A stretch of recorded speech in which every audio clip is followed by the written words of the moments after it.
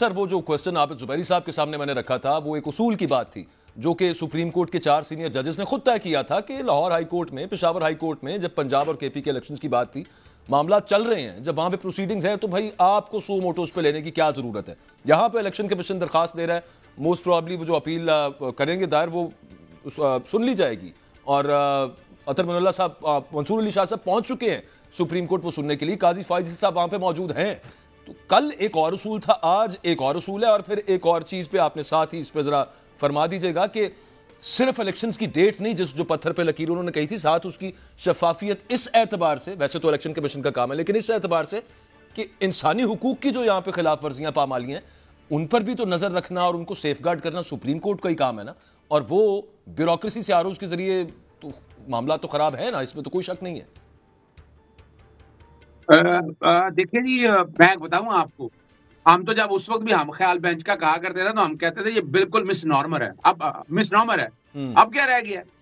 हम ख्याल बेंच अब अंदाजा लगाएं, वो तो हाई कोर्ट में भी हो रहे हैं, इस्लामाबाद हाई कोर्ट हो रहा है, लाहौर हाई कोर्ट हो रहा है। किसने का इंसाफ का वो जो म्यार है, जो आइन का आर्टिकल 10 है उसके मुताबिक हो रहे हैं। और मैं, जब आपको याद है ये 90 दिन का इलेक्शन में, आप लोगों को मैं याद करा दूं, जब फैजाबाद धरना चल रहा था ना तो अजहर सिद्दीकी का बड़ा जिक्र आया था, जनाब वो मुनीर अहमद को फिक्स करना हो, याद आया आपको? फिर जब वो 90 दिन के इलेक्शन में मंसूर अली अनवर मंसूर साहब को मैंने पिटीशन में मैंने सारे सबूत साथ लगाए हुए थे, अनवर मंसूर साहब को बहस ही नहीं करने दिया गया, अजहर सिद्दीकी की पिटीशन थी। उसकी वजह है कि मैंने ये सारे सबूत लगाए थे और मैंने एस्टैब्लिश किया था कि 90 दिन का पहले इलेक्शन, देखिए एक मैंने बड़ा इंपॉर्टेंट सवाल उठाया हुआ उसमें, 90 दिन में इलेक्शन पहले कहा गया नहीं हुए, तौहीन अदालत कुछ नहीं किया हमारी सुप्रीम कोर्ट ने। और फिर बड़ी मजेदार, मैंने सेक्शन 57 को चैलेंज किया हुआ था।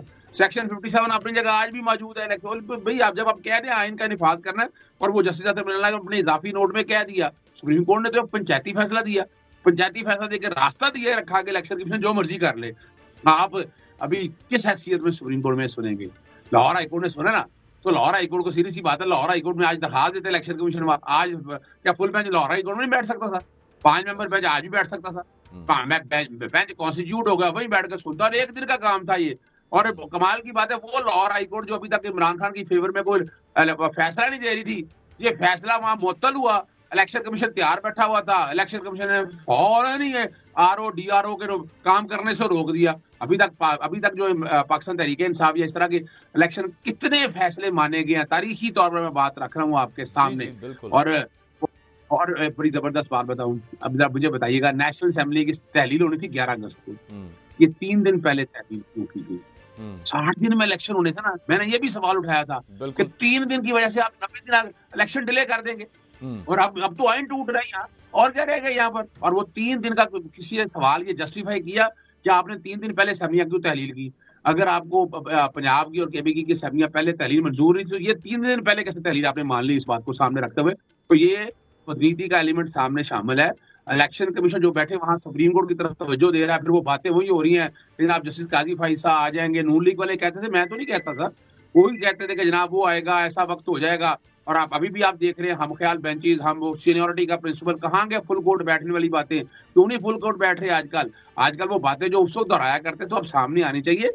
हमें ये चीजों से निकलना होगा।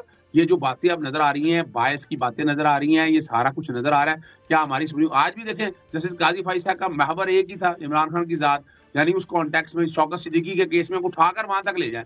वो जनरल बाजवा साहब का जिक्र चले अपनी जगह नहीं है, जनरल फैज हमीद को नोटिस किया, वही वहां बैठ, खुदा रहा यार, वो ठीक है, कोई अपने तौर पर जाती किसी को एक मसाइल होते हैं वो अपनी जगह है, लेकिन जब अब जज होते हैं तो जज होते हैं, बायस का एलिमेंट नहीं आना चाहिए। सुप्रीम कोर्ट के जो कुछ जजेस के ऊपर बायस बड़ा वाज़ेह नजर आ रहा है। वो अभी आप इमरान खान साहब की चले यूं ले लें, इमरान खान साहब की जमानत थी तोशाखाना में, वो 4 हफ्ते में ट्रायल कंक्लूड करने का कहा था, वो लग गया। अच्छा, उसकी डेट भी 22 दिसंबर रखी है, तकरीबन 1 महीने बाद।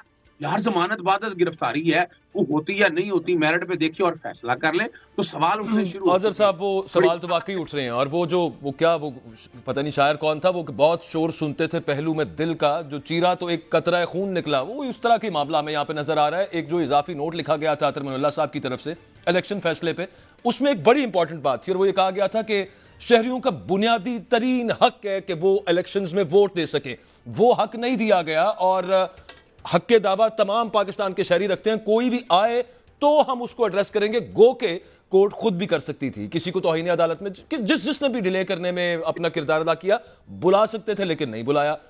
मैं हैरान हूं कि अभी तक कोई शहरी वो हक दावा लेके गया भी नहीं है सुप्रीम कोर्ट। ये एक अपनी जगह पे बात है।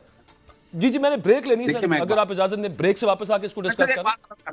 जी कर देखो, मैंने इंट्रा कोर्ट अपील इसकी तैयार की हुई है। मैं ये नहीं कहता, मैंने बहुत से वकीलों से कहा कि जनाब ये जो इस्लामाबाद जो सुप्रीम कोर्ट का फैसला है उसकी इंट्रा कोर्ट अपील, अब मैं पाकिस्तान में नहीं हूँ इस वक्त, तो इंट्रा कोर्ट अपील मैंने नाम नहीं लेना, यानी इस वक्त खौफ और डर इतना है कोई आगे आ ही नहीं रहा। यानी यहाँ पर इंट्रा कोर्ट अपील जो है ना अपना वो लॉ के तहत, मैं नहीं समझता कि अब इस बेंच को सुनना चाहिए। वो जो फैसला दिया उसके बाद उसका बड़ा बेंच बनना चाहिए इंट्रा कोर्ट अपील की शक्ल के अंदर। मेरी इंट्रा कोर्ट अपील तैयार है, मैं पब्लिक फोरम पे कह रहा हूँ, कोई भी जाने के लिए तैयार है वो पिटीशन मैं दे देता हूँ, मैं शेयर कर देता हूँ उनके साथ, आ जाए वो लेकर चले जाए और बड़ा बेंच बैठे उसको डिसाइड कर दे। लेकिन ये वाला मामला बड़ा वाजी है, ये लाहौर हाईकोर्ट को कहें एक दिन के अंदर बैठे और ये फैसला करे। और इलेक्शन कमीशन देखिए अपनी जगह इलेक्शन शेड्यूल दे, वो इलेक्शन शेड्यूल दे, वो उसका जो काम है नॉमिनेशन पेपर है, रिटर्निंग ऑफिसर की जो ट्रेनिंग श्रेनिंग है वो सब अपनी जगह रोका तो नहीं है किसी ने, किसी हाई कोर्ट ने नहीं रोका इलेक्शन कमीशन को। सुने बता दूं आप, और बड़ी जबान बता दूं, इलेक्शन इसलिए डिले होने हैं कि नवाज शरीफ साहब की तहयात नाहली के लिए भी एक बेंच बनेगा और वो बेंच वो बनेगा और उसमें आपको टाइम लगेगा। वो जब तक नहीं खत्म होती तो इलेक्शन नहीं होने। नोट कर ले मेरी बात। इसी तरह इमरान खान साहब जब तक मजीद है किसी और केस में नाहल नहीं होते तब तक इलेक्शन नहीं होने। मैंने आपके सामने बड़ी बात कर दी है। बिल्कुल ठीक। अजहर साहब दो चीजें उसके अंदर, मैं तो समझता हूं कि ये एमपीओ के तहत गिरफ्तारियां और वही एमपीओ जो नजरबंदी के अहकाम जो ब्यूरोक्रेट देते हैं उन्हीं से इलेक्शंस करवाना, उन्हें आरओ डीआरओ बनाना, ये दोनों चीजें कनेक्टेड हैं। अब मैं ये पूछना चाहता हूं कि आज को पहले तो पॉलिटिकल लीडर्स थे, फिर एक वकील जो कि अपने प्रोफेशनल काम से कोर्ट में गया था उसे पकड़ लिया गया कुछ, और फिर उसके बाद तो फिर जुडिशियल स्टाफ भी हो सकता है। ये कोई बहुत पुरानी बात नहीं है, हमने देखा हुआ है। ये मामला तो वहां तक चला जा रहा है। ये जो मजाक हो रहा है ये सुप्रीम कोर्ट को आई एम श्योर नजर आ रहा होगा। आपके ख्याल के अंदर एक्शन कब लेंगे इसके ऊपर? देखिए, सुप्रीम कोर्ट को तो सिर्फ जज साहब को नजर आ रहे हैं चंद यूट्यूबर्स, उसके अलावा उन्होंने बात की कोई आपने कोई, यानी आप अंदाजा लगाएं। कहा गया बाकायदा, वहां बताया गया कोर्ट के अंदर, हामिद खान साहब ने बताया कि इस मुल्क में जमहूरियत खतरे में है।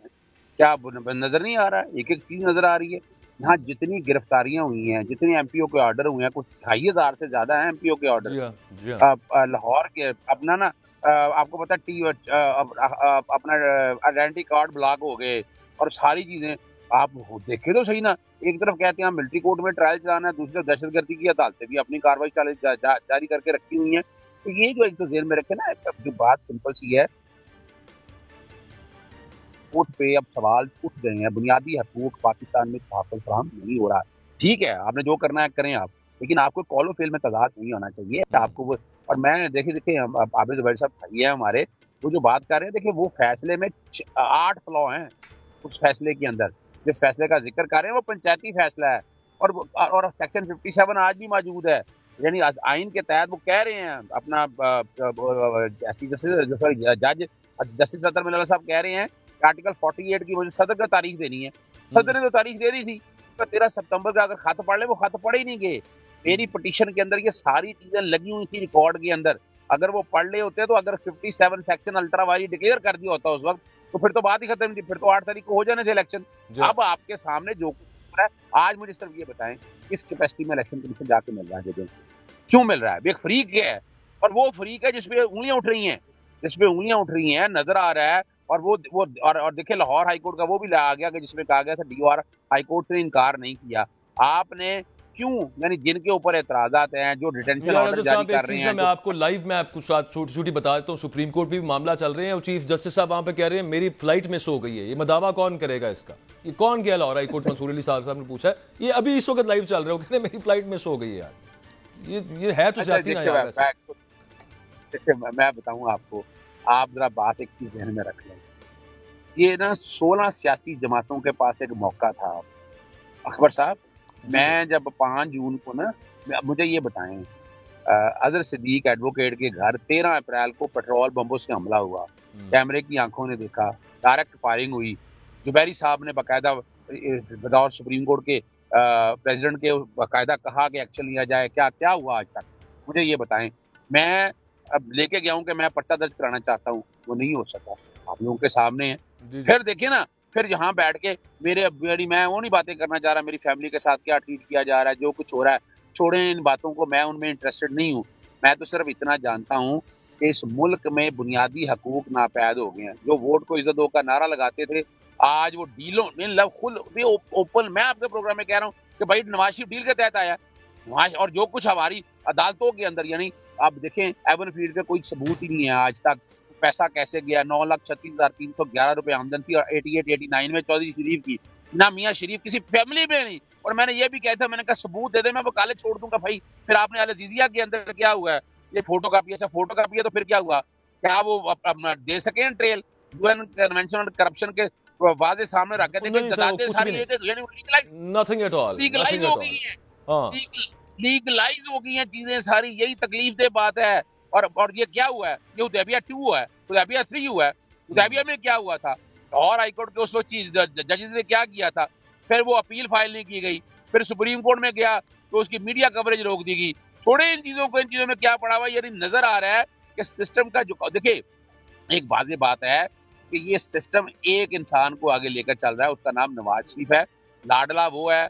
यानी अगर आप अंदाजा लगाएं 85 का प्रोजेक्ट आज भी यार खुद आ रहा, कौन सी, मुझे पता है पूरी दुनिया में कौन सी ऐसी जमहूरियत है कि जहां 85 का वजीर आज़म आज भी वजीर आज़म बनना चाहता है यार।